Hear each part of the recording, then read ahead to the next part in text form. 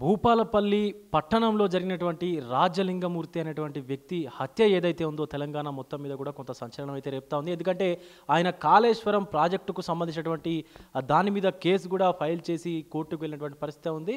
అయితే ఈ నేపథ్యంలోనే కావాలనే అక్కడ ఉన్నటువంటి మాజీ ఎమ్మెల్యే గండ్రా వెంకటరమణారెడ్డి ఈ యొక్క హత్య చేయించాడని చెప్పేసి అటు కాంగ్రెస్ ముఖ్య నేతలు మంత్రులు కూడా ఆరోపిస్తూ ఉన్నారు. మీడియా ముఖంగా కూడా మాట్లాడుతున్నటువంటి పరిస్థితి అయితే ఉంది. సో ప్రస్తుతం మనతో పాటు భూపాలపల్లి మాజీ శాసనసభ్యులు గండ్రా వెంకటరమణారెడ్డి ఉన్నారు. ఆయనతో మాట్లాడే ప్రయత్నం చేద్దాం. వెంకటరమణారెడ్డి గారు, అసలు ఏం జరుగుతూ ఉంది? ఈ హత్యకు మీకు సంబంధం ఏంది? ఈరోజు నిన్న జరిగినటువంటి రాజలింగమూర్తి హత్యను మేము తీవ్రంగా ఖండిస్తున్నాం. హత్యా రాజకీయాలను ఎవరైనా, నేను ఎప్పుడు కూడా రాజకీయ జీవితంలో 30-40 సంవత్సరాలు అయింది, ఎప్పుడు కూడా హత్యకు హింసకు తావు లేకుండా రాజకీయాలు చేసినాం. అదే సందర్భంలో నిన్న జరిగిన హత్య జరిగిన తర్వాత ఆయన భార్య పోలీసులకు ఒక కంప్లైంట్ ఇచ్చింది. అందులో ఒక ల్యాండ్కు సంబంధించినటువంటి ఇష్యూ ఉన్నది. ఈరోజు జడ్జిమెంట్ రాబోతూ ఉన్నది. కాబట్టి ఆ జడ్జిమెంట్ మాకు అనుకూలంగా వస్తేనే కుట్రతోటే మా భర్తను హత్య చేసినట్టుగా కంప్లైంట్లు ఇవ్వడం జరిగింది.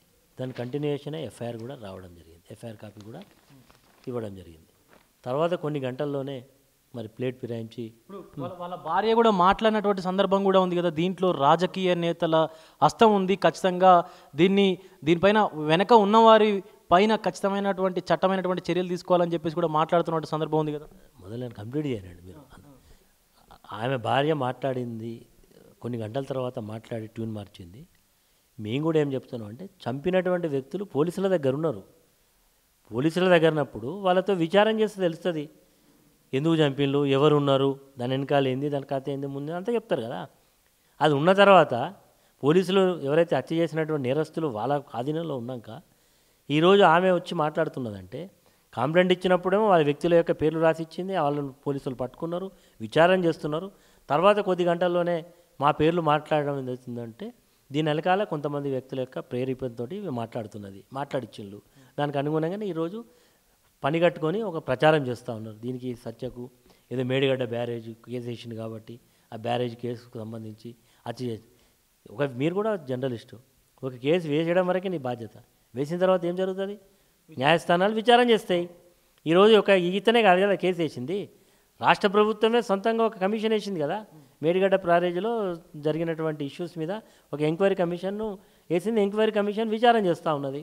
అదే సందర్భంలో ఈ వ్యక్తిని చేసినటువంటి కేసు ఆ భూపాలపల్లి కోర్టులో ప్రైవేట్ కంప్లైంట్ వేస్తే కేసు రిజిస్టర్ అయింది. దానికి సంబంధించి హైకోర్టులో కేసు విచారణ ఇక్కడ అడిగితే హైకోర్టు దాన్ని ప్రొసీడింగ్ ఆపి హైకోర్టులో కూడా విచారణ జరుగుతున్నది. కాబట్టి ఈ వ్యక్తి చేసినటువంటి కేసుకు ఏదో డబ్బులు ఇస్తామన్నారు, లేకపోతే చంపుతామన్నారు, భయపట్టించులు అనేది ఇదంతా ఒక ఫ్యాబ్రికేషన్, అంతా ఒక కథ అల్లి ఈరోజు మాట్లాడుతున్నారు. ఇందులో రాష్ట్ర మంత్రులు కూడా, మంత్రులు అంటే బాధ్యత కలిగినటువంటి మంత్రులు మంత్రులు ఎప్పుడు మాట్లాడాలా? ఒక కొన్ని రోజులు అయిన తర్వాత విచారణ జరగకపోతే ఆ మర్డర్ జరిగింది, ఇన్వెస్టిగేషన్ జరుగుతుంది, మంత్రులు మాట్లాడుతున్నారంటే మంత్రులు ఇన్ఫ్లుయెన్స్ అయిపోతూ ఉన్నారు. ప్రభుత్వం యొక్క అధినేతలే ఈరోజు ప్రభుత్వంలో ఉండేటువంటి, గవర్నమెంట్లో ఉండేటువంటి మంత్రులే బాధ్యత రాహిత్యంతో అధికారుల మీద ఇన్ఫ్లుయెన్స్ అయిపోతూ ఉన్నారు. అధికారులు ఇట్లా చేయమని చెప్పి ఓ రకమైన ఇండికేట్ చేయబోతూ ఉన్నారు. కాబట్టి ఇది మంచి పద్ధతి కాదు. ఈరోజు జరిగినటువంటి విషయంలో ఒక పక్క అధికారులు విచారణ జరుగుతూ ఉంటే ఇంకో ఆయన పోయి సిబిసిఐడి ఎంక్వైరీ ఇవ్వమంటాడు. సిబిసిఐడి ఎంక్వైరీ ఎప్పుడు ఇస్తారు? ఏదైనా ఒక కేసు దాని యొక్క పూర్వాపరాలు బయటికి రానప్పుడు, పెండింగ్లో పడ్డప్పుడు సిబిసిఐడి ఎంక్వైరీ అడుగుతారు. అంటే వాళ్ళకి ఎంత అత్యుత్సాహం ఉందంటే, ఏదో రకంగా ఇది ఆ జరిగినటువంటి హత్యను బీఆర్ఎస్ వైపు తిప్పాలి, బీఆర్ఎస్ పార్టీ నాయకులు ఇరికియాలి అనేటువంటి కోణం కనబడుతున్నది తప్ప వాళ్ళలో చిత్తశుద్ధి కనబడతలేదు. ఈరోజు ఎవరైతే చంపినటువంటి నేరస్తులను వీళ్ళు బయటికి తీసుకురావాలనుకుంటున్నా, వాళ్ళని బయటికి పంపించాలనుకుంటున్నా. కాబట్టి ఇది నిరాధారమైనటువంటి ఆరోపణలు. ఈ ఆరోపణలు చేసే దాంట్లో ఏం పసలేదు. వెంకటరెడ్డి గారికి కొంచెం ఈ మధ్యకాలంలో ఆయనకి ఏమైనా మతి భ్రమించిందో ఏమో నాకు అర్థమవుతలేదు. ఈరోజు ఆయన మాట్లాడినటువంటి మాటలు, గతంలో వేముల వీరేశం మీద ఆయన గతంలో ఏం మాట్లాడిండు, ఇప్పుడు ఆయన మళ్ళీ ఎట్లా అలాయ్ బలాయ్ చేసుకుంటాడు, ఆయన మర్డర్ చేయించిండు అంటాడు, ఇదేదో అంటాడు. అసెంబ్లీ వేదిక మీద ఒక మాజీ ప్రస్తుత శాసనసభ్యుని పట్టుకుని ఏదో మాట్లాడతాడు. అంటే ఇవన్నీ ఊరికైనా మాట్లాడతాడు. ఓ మంత్రిలాగా వివరిస్తే బాగుంటుంది. ఇప్పుడు మీరు వెంకటరెడ్డి గారు పేరు తెచ్చారు కాబట్టి అడుగుతున్నా, ఆయన మీడియా ముఖంగా మాట్లాడుతూ ఈ హత్య వెనకాల గండ్రా వెంకటరమణారెడ్డి హస్తము, అటు కేటీఆర్, హరీష్ రావు, ఈవెన్ కేసీఆర్ కూడా ఈ హత్య వెనకాల ఉన్నారు అని చెప్పేసి కూడా మాట్లాడుతున్నట్టు సందర్భం అయితే ఉంది. ఎంతవరకు నిజం ఇది?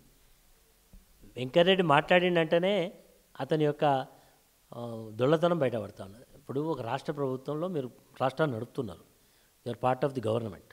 ఒక పక్క మర్డర్ జరిగిన తర్వాత నీకుండేటువంటి అక్కడ ఒక భూపాలపల్లి ఒక ఎస్పీ ఉన్నాడు, ఒక ఐపీఎస్ ఆఫీసరు, అక్కడ ఒక యంత్రాంగం ఉంది, వాళ్ళు ఎంక్వైరీ చేస్తూ ఉన్నారు.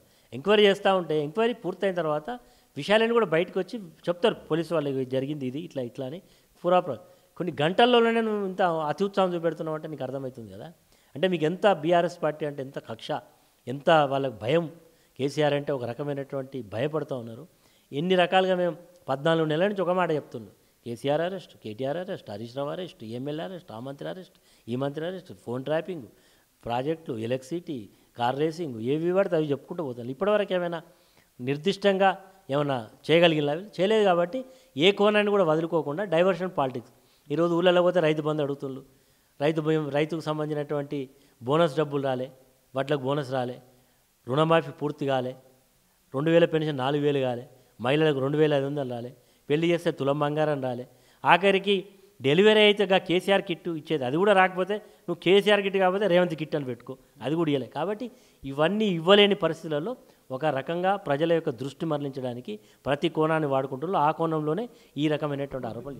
బీఆర్ఎస్ హత్యా రాజకీయాలు చేస్తూ ఉంది అని చెప్పేసి ప్రధానంగా ఆరోపిస్తూ ఉన్నారు. బీఆర్ఎస్ హత్యా రాజకీయాలు చేస్తూ ఉంది నిజంగా?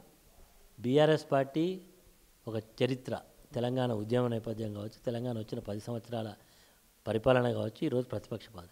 ఎప్పుడు కూడా బీఆర్ఎస్ పార్టీ హత్య రాజకీయాలను ప్రోత్సహించదు. బీఆర్ఎస్ పార్టీకి ప్రజాస్వామ్య స్ఫూర్తి మీద పూర్తి నమ్మకం ఉంది, దానికి అనుగుణంగా పరిపాలన చేస్తుంది. ఇప్పుడు ఈ యొక్క హత్య కోణంలో ఏదైతే హత్య ఉదంతంలో సిబిసిఐడికి సంబంధించినటువంటి విచారణ అది జరిపితే మీకు ఓకేనా, సమ్మతమేనా? అట్లా కాదండి, సిబిసిఐడి ఎప్పుడు చేస్తారు మీరు కొంచెం చట్టం గురించి. సిబిసిఐడి కొన్ని కేసులు మొత్తం కూడా వాళ్ళు ఇన్వెస్టిగేట్ చేయలేకపోతారు. అక్కడ ఉండేటువంటి పోలీసులకు పని ఒత్తిడి వల్ల కావచ్చు, ఏదైనా కారణం చేత ఒక రెగ్యులర్ ఇన్వెస్టిగేషన్లో దిగకపోతే సిబిసిఐడికి బదలాయిస్తారు. వచ్చేసరికి గంటలు కాలే, ఇప్పుడే సిబిసిఐకి బదలాయించాలంటే మీ ఇంటెన్షన్ ఏదో అర్థమవుతుంది కదా. సిబిసిఐడి ఎందుకు మరి సిబిఐ అడగరాదండి, సిబిఐ ఎంక్వైరీ అడగండి. Why CBCID, why not CBI అడగమండి, ఏమున్నదల్లా. అంటే మీ అధికారం మీద మీకు విశ్వాసం లేదా? అక్కడ ఉండేటువంటి సమర్థులైనటువంటి అధికారులు లేరా? అంటే దీని యొక్క అర్థం ఏంటంటే వీళ్ళు ఎంతసేపు సిబిఐ ఏదో మాట్లాడడానికి బాగుంటుంది, అంటే కొంచెం అవగాహన ఉంటే దాని మీద ఏది సిబిఐ ఎవరు సిబిసిఐడి ఏ కేసులు ఇస్తారో మీకు తెలుసు కదా, అడగండి మీరు. కాకపోతే ఒక పోలీస్ అధికారిని అడుగుతూ చెప్తాడు ఏ కేసు వేస్తారు. ఒక కేసును ఇన్వెస్టిగేట్ చేయడంలో అక్కడ ఉండేటువంటి పోలీసులు సరిగ్గా దాన్ని దానికి వైఫల్యం అంతే సిబిసిఐడి పోతుంది. అక్కడ ఆల్రెడీ దోషులను పట్టుకున్నారు, ఆల్రెడీ దోషులు వాళ్ళ పోలీస్ కంట్రోల్లో ఉన్నారు, ఇన్వెస్టిగేషన్ జరుగుతుంది. కావాలని కాంగ్రెస్ పార్టీ మా మీద బట్టగాచి మిల్చేది వాళ్ళ ఒక రకమైన క్షణిక ఆనందం పడేటువంటి ప్రయత్నం చేస్తూ ఉన్నారు. సో రైట్, ఇది పరిస్థితి. కావాలనే ఈ హత్య కేసు ఏదైతే ఉందో అది బీఆర్ఎస్కు అంటగడతా ఉన్నారు. అండ్ అలాగే కేసీఆర్, కేటీఆర్, హరీష్ రావు అండ్ గండ్ర వెంకటరమణారెడ్డి మీద కూడా కావాలనే ఆరోపణలు చేస్తూ ఉన్నారు. రాష్ట్ర మంత్రులు సైతం ఇలా మాట్లాడడం తగదు అని చెప్పేసి కూడా తీవ్రంగా ఖండిస్తూ ఉన్నారు. ఈ యొక్క హత్యనైతే భూపాల్పల్లి మాజీ శాసనసభ్యులు గండ్ర వెంకటరమణారెడ్డి గారు. కెమెరామెన్ అజయ్తో విజయ్, తొలి వెలుగు, హైదరాబాద్ నుంచి. ప్రపంచంలో ఏ మూల ఏ క్షణం ఏం జరుగుతుందో వేగంగా తెలుసుకోవడానికి తొలి వెలుగు వాట్సాప్ ఛానల్ని ఫాలో చేయండి.